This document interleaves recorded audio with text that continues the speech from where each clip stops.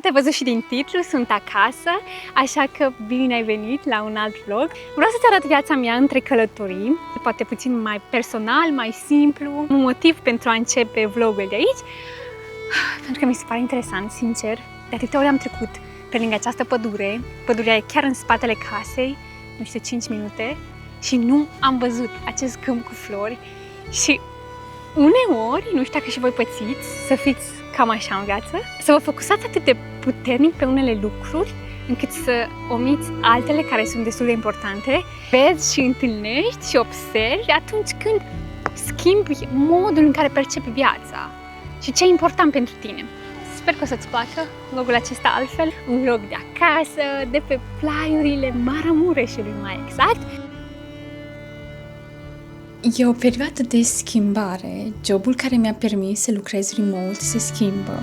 Lumea parcă se încăpățânează să fie atât de diferită de cea în care am trăit acum vreo 3 ani, acum 5 ani, încât simt nevoia să mă întorc la previzibil, simplu.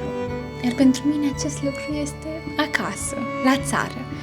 Aici lucrurile par suspendate într-un soi de amorțială.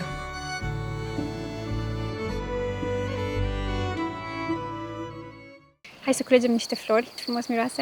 Încă tot nu știu ce flori sunt. O să vi le arăt mai de aproape. Ce frumoase sunt. 2, 3 plante. 3 plante, sigur nu se vede în acest câmp. Ce frumos e. Eu sunt acasă deja din 6 mai, dacă vine să credeți. A fost nunta surorii mele. Am fost în Turcia și chiar a fost un moment foarte frumos, așa că lunile acestea parcă au fost cu familia. Și aici este staful cel mai de vază. A 3-a zi a sosit mireasa. Vă faci întârziată la lucru? Da, ești!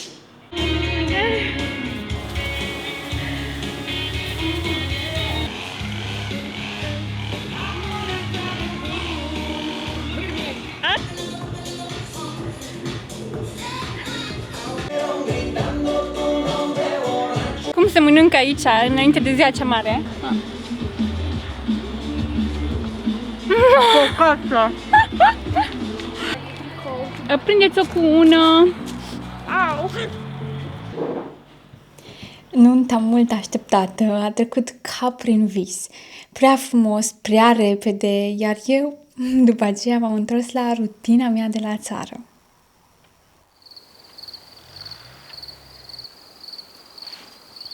Mi se pare așa de interesant că acesta este alt obicei. Chiar dacă vă spuneam la început că nu fac lucruri mărețe, dar lucruri mici, care, oricât de clișeic sună, chiar fac diferența. Și în fiecare seară, dacă nu am meeting, pentru că lucrez după masa, am venit cu vacii după vaci, amândoi, la 5 minute de casă. Vacile pascori aici, încă pe un pământ mai sus, spre pădure. Și e amuzant că deja ne cunosc, când am venit aici, deja știu că o să mergem acasă. Ce e amuzant că, deci, uite, până să le dau drumul, pentru că stau după un gard electric, efectiv stau aici și se uită așa la tine și așteaptă. Și dacă ar putea să-ți transmită cumva că sunt gata să meargă acasă, ar face asta. Singura parte mai grea, nu știu ce se întâmplă aici, a faptului că vacile nu sunt acasă sau nu sunt, nu știu, când eram mică mergeau cu un cioban, să zicem așa, e că nu am apă și atunci Vasi vine, le aduce apă la câteva zile în acest butoi imens și cu o găleată mică le ia și le pune cât sunt aici. Le pun acum un pic de apă, câteodată le mai pun, pentru că când ajung acasă, uneori nu se duc la apă și se duc direct în grajd. Hai, ia!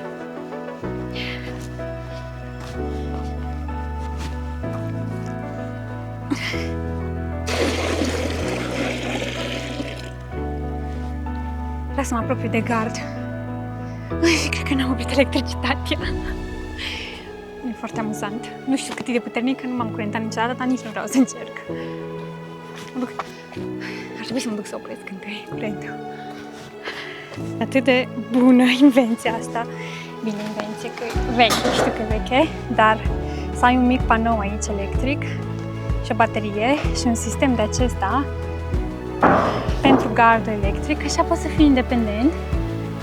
Și Vasi nu e mult de treaba asta oricum. Vasi și tatălui tot schimbă în funcție de unde lasă vacile. Foarte des acest gard electric.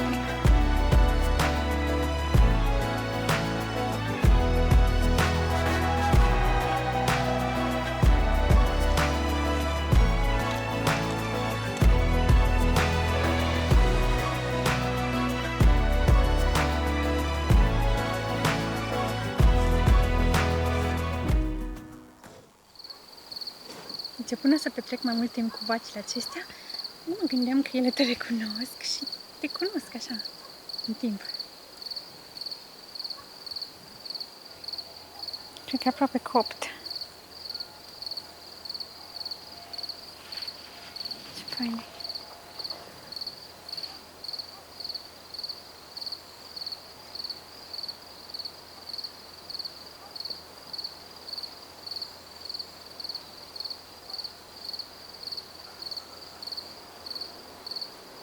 Deci, vă spuneam că folosim gard electric și acum am mers să văd grâu și aici e foarte înalt, când vine cam așa și mi-e frică să nu mă... Au! Se poate să mă fi curentat prin floare sau a fost în mintea mea? Stai că m-am încercat. Stai că e foarte interesant. Ba da, simt ceva! Simt, deci incredibil! Ok, deci nu vine să credeți că eu simt curentul în floarea aceasta. Oare cum să trec înapoi? Stai să găsesc un loc unde e mai mică, nu? Deci interesant, e așa la degetele. Hai! Hai! Hai! Vă mărturisesc că sunt plămădită dintr-un soi de aventură care zace în străfundurile mele cât timp sunt acasă, care stă la cote mici, maxim vreo 3 luni, după care mă cuprinde atât de tare dorința de explorare, încât viața la țară nu mai este împlinitoare, mai ales când vine frigul și e măhorât. Încă încerc să-mi dau seama de un echilibru în viața mea și cum ar trebui să arate în viitor.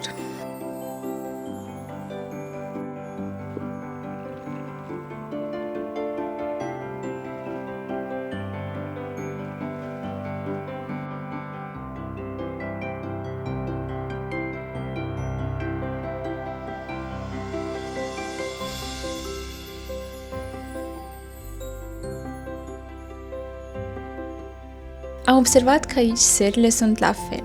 Trebuie să aduci animalele pe câmp, să hrănești animalele, dar eu în acest context mă simt un fel de vizitator privilegiat, pentru că munca mea este seara târziu, la laptop, cu niște oameni care sunt din afara României, într-un mediu greu de explicat consătenilor mei, așa că mă simt uneori singură în această realitate care poate pentru mulți să pare idilică.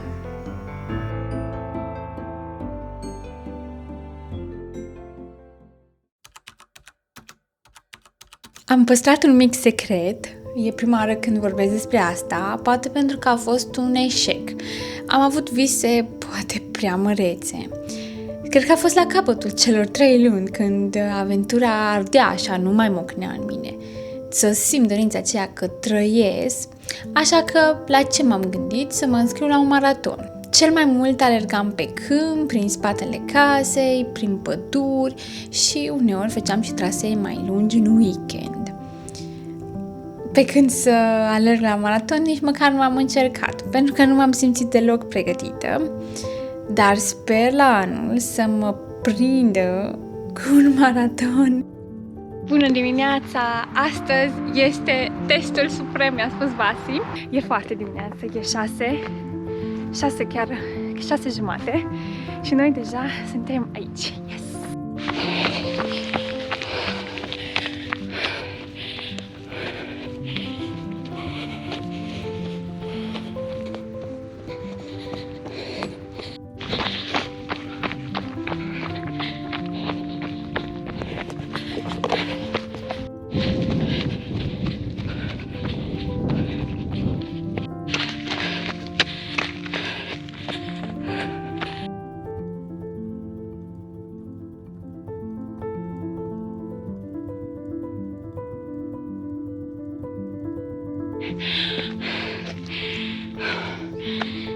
Și mai de pe aici.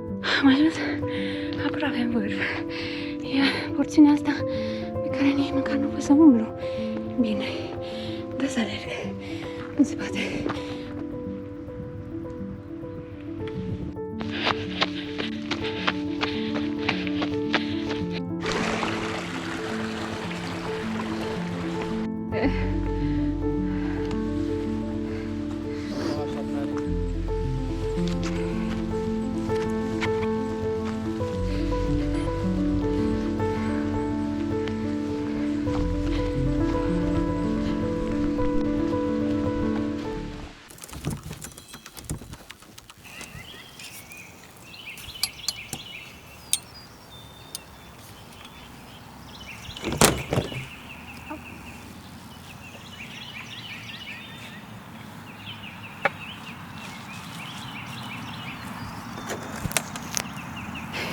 Bună dimineața, o nouă zi și astăzi m-am hotărât să fac dulceață de cireșe. Și am ieșit afară, am aranjat aici masa pentru că o să am câteva ore de stat la ce muncă am de făcut. Am început, cred că o să-mi ia câteva ore pentru că am 4 kg de cireșe și am văzut eu că există o metodă să scoți sâmburele dacă pui cireașa deasupra unei sticle și apeși cu un pai. Da, toată funcționează, dar ideea e că se pierde și multă. Uite, se pierde și mult. Nu, asta e costul producției. Mie să nu mă stropesc. Mă bucur că am făcut asta și că mi-am scos masa. Aceasta e foarte potrivită. Noi de obicei o folosim când mergem cu cortul. Dar să stau mai mult timp afară. Pentru că nu știu ce se întâmplă. Cred că ar putea să mă înțeleagă doar cine lucrează de acasă și lucrează la laptop toată ziua. Câteva ore, după ce stai uneori 10, 8 ore, depinde, câteodată mai mult. Câteodată nu, câteodată mai puțin. Depinde de zile și la mine. În casă, pentru că ai nevoie de internet bun. Efectiv, câteodată când mă pun la laptop mi se face rău. Nu mai pot să stau în casă și de aceea cred că am nevoie asta tot timpul să fac ceva. Să merg, am nevoie de interacțiuni, am nevoie de oameni și ciudat că sunt acasă și tot am nevoie asta. Pentru că mă simt puțin singură uneori, sincer. Dar cred că face parte din beneficiile și provocările lucratorului de acasă. Hai că acum merge parcă un pic mai bine, dar eu cred că o să fac febră musculară la mâini, că așa de tare trebuie să strâng paiul ăsta. Nu știu dacă am precizat, dar e prima oară când fac dulceață. Și am încercat cumva zilele acestea, bine, am mai făcut multe lucruri pe care nu le-am filmat și, de exemplu, m-am apucat de fermentat și să fac pâine, am făcut prima mea pâine, o să fac poate una și azi. Sunt multe lucruri pe care vreau să le fac când sunt acasă și am puțin timp liber, pentru că lucrez după masa. Asta sunt 2:30. Ca să mai treacă timpul și să mai fac lucruri mai frumoase, interesante, ce nu implică un ecran, dacă e telefon sau laptop. Este prima mea dulceață făcută vreodată. Multe lucruri se întâmplă când mă întorc acasă pentru prima oară. Cred că am făcut deja jumate și să știți că am renunțat la sticlă, că mi se pare că e foarte mare risipa și până la urmă scobesc aici cu un cuțit, îl tai în două și după aia încerc să tai sâmburele. Nu e la fel de rapid, dar mi se pare că e mai puțină risipă.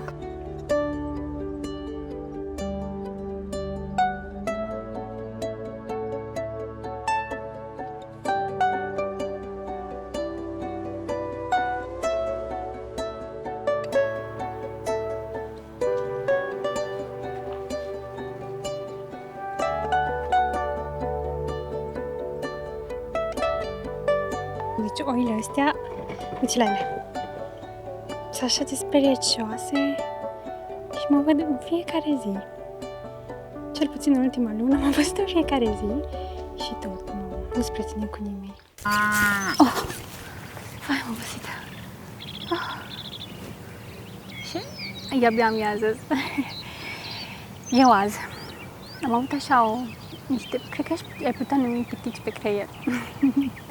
Să mă duc în pădure și să fac un picnic, să mănânc dulceață de cireșe, cu pâine așa caldă, este pâine caldă și cu unt.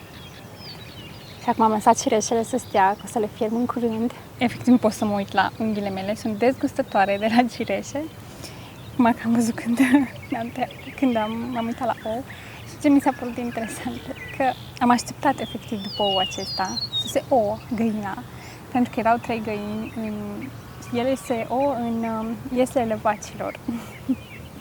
Și erau acolo 3 și cred că erau pe ouă, poate că mai erau ouă și la găini înainte, dar nu le-am strâns, așa că a trebuit să aștept oul acesta. E fain așa să te gândești că ai ouă, lapte, ai oi, ai tot felul de lucruri de acestea care e slănină, pentru că au porci, părinții lui, dar câtă muncă și cum te țin animalele la casă, nu te ține nimeni.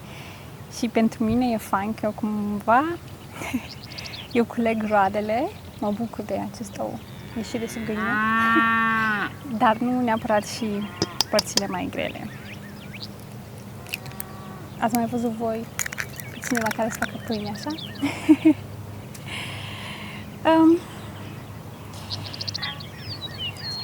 Să vedeți acum.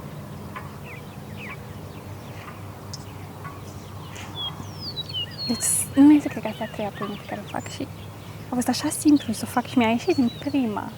Acum 2 săptămâni, de o lună de când sunt acasă, m-am spus că am tot făcut experimente și m-am făcut așa fată de casă. Eu fac acum o pâine și stau la picnic. Dar dacă tot am făcut dulceața aici, am zis să fac și pâine aici. Și cam așa fac eu. Atâta. Bucătăreselor sunt mult judecați. Zici că mă spăl cu apa asta.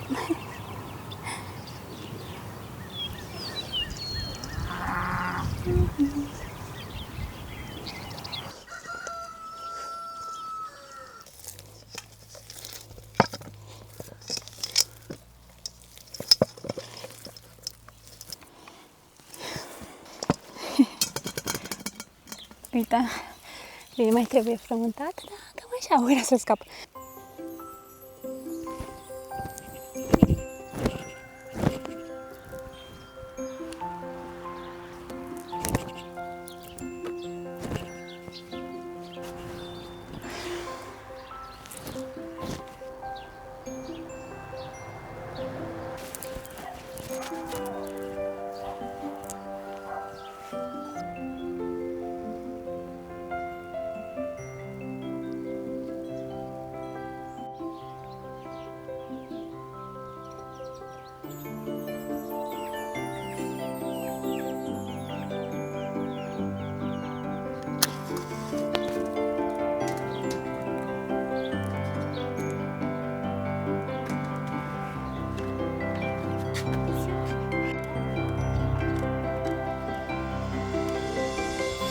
După atâta muncă, nu știu dacă vă dați seama și pe vlog, am muncit toată ziua. Mi-au ieșit 3 borcane.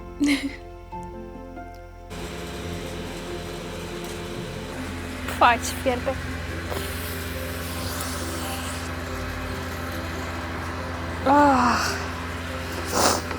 Nu știu să faci dulceață, mai ales că mi țin tot fumul în ochi.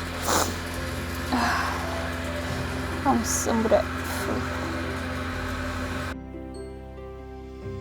Doamne, zici că am plâns și am mai simțit și nu mai pot să respir. Trag o gură de aer proaspăt, să mă duc să mai urc. A venit și ploaia între timp, mi-a și plouat-o. Și cam așa arată, mi-e frică că e prea dulce.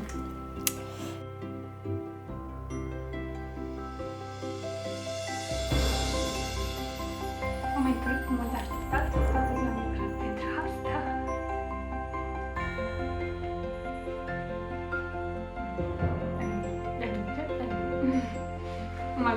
Cam așa e și pâinea, foarte acum, deci e încă călduț așa. Deci mi-au și 2 de acestea. și dulceață. Aici fermentează iarăși, deci în fiecare zi bulge la fermentat.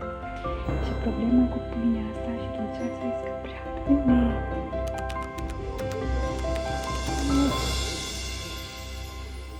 Nu o să vă vină să credeți de unde vă salut și mai ales că mă gândesc de unde a început acest vlog. Și cred că merge foarte bine așa cu tema sau ceea ce vreau eu să vă arăt în acest vlog, că viața e atât de neașteptată în cazul meu și astăzi, după cum ați văzut, acum câteva zile eram acasă și făceam efectiv dulceață la un foc. M-am fumat acolo și astăzi vă salut din America pentru că am hotărât să vă arăt și partea aceasta. O să stau aici o lună și aceasta face parte din viața între călătorii, pentru că chiar dacă aceasta este o călătorie în America, nu e o călătorie de explorare a locurilor, e mai degrabă așa o călătorie de suflet. Că mă aflu aici cu Oana, prietena mea din liceu, și cu Lara, care e în spate, nu cred că se vede. Și chiar discutam acum că nu ne vine să credem. Noi ne-am întâlnit în prima zi de liceu, și acum suntem în drum spre ocean, spre Greenwich. I know, it's crazy. Și ne gândeam că da, și ne gândeam că unde ne duce viața. Suntem acum aici, noi două fete de la țară, crescute la țară, și acum mergem înspre ocean. Să avem o zi foarte interesantă, sunt curioasă. Și mi spunea Oana că în zona aceea unde mergem noi se duc cei mai bogați oameni din această zonă, inclusiv președintele are casă acolo sau... Yeah, something like that. Majoritatea au case de vacanță, da. Da. Și noi mergem acolo acum și voiam să vă arăt America așa, într-un mod chill, nu neapărat bifând ceva sau văzând un loc, ci doar senzațiile și călătoriile între acele călătorii în care vrei să vezi locuri.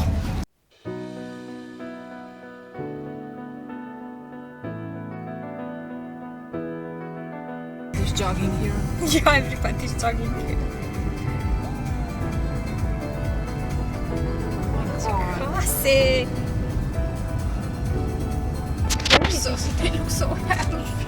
They look healthy. Despre Oana ar fi multe de zis. Ne-am întâlnit în prima zi de liceu și de atunci ne-am unit destinele. Chiar dacă suntem în momente diferite în viață, acum ea mai așezată, eu mai cu chef de aventură, eu câteodată acasă, ea la mii de kilometri distanță, tot ne suntem una alteia, un soi de acasă. Pentru ea am pregătit dulceața și am adus-o tocmai în America. Să nu credeți că nu realizez cât de vastă este viața mea și sunt tare recunoscătoare. Deci casele astea zici că din filme. Acum urmează. Deci că ajungem și vedem oceanul. Deci aici trebuie să fii big money.